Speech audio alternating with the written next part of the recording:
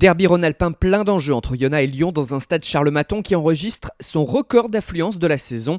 L'USO 13e lutte pour sa survie. Le Loup 5e ambitionne les phases finales.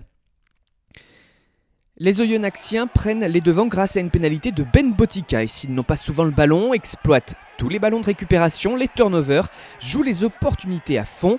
James Hall ressort vers Botica, remise dans la course vers Danielic Peufan qui transperce et offre le premier essai à Quentin McDonald, un mouvement bien mené et qui permet donc à l'USO de mener 8-0 et même 10-0 après la transformation.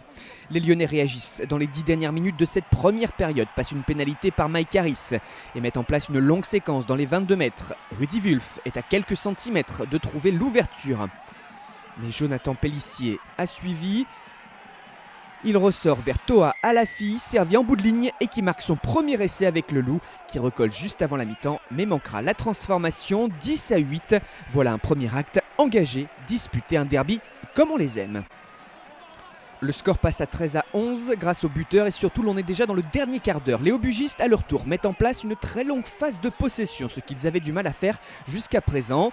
Hall, Botica pour attaquer la ligne et donner à UJ Setoni la prise d'intervalle et le nouvel essai qui permet aux Oyomènes de se détacher pour prendre 9 points d'avance après la transformation 20-11 et surtout libérer tout un stade sous pression.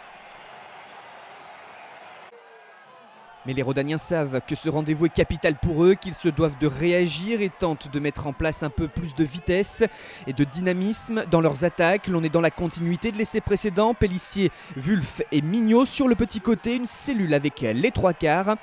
Et cette fois, une autre avec les avants pour permettre à Stéphane Clément de filer dans l'embut. Suspense total dans ce chassé-croisé. Un essai qui replace les Gones 20-16 puis 20-18. Les deux équipes peuvent encore espérer. Une mêlée dans le camp de Lyon qui introduit, mais se retrouve un petit peu sous pression après l'épreuve de force. Un ballon qui n'arrive pas à être maîtrisé, qui passe de main en main. Et surtout revient dans celle d'Oyonnax qui peut alors profiter des espaces pour prendre à revers une défense pas replacée, Setoni pour l'accélération. Et le doublé, Oyo fait le break et mène 25-18.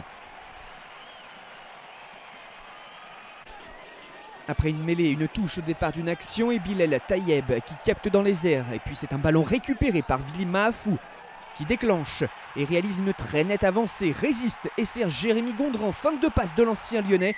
Et le nouvel essai pour les Oyonnaxiens complètement intenable. C'est la folie à Maton et un score qui est de plus en plus lourd, l'écart grandit. L'on est maintenant après la sirène, la victoire de l'USO est acquise, mais le Loup joue pour son orgueil dans ce derby. Seulement, il perd le ballon et s'expose à la contre-attaque d'Axel Muller qui lance cette pointe de vitesse, mais qui a tout le terrain à remonter. Des retours défensifs dont celui de Xavier Mignot qui touche le ballon et annihile l'occasion. Monsieur Ruiz demande la vidéo et l'arbitre confirme l'en avant volontaire du Lyonnais.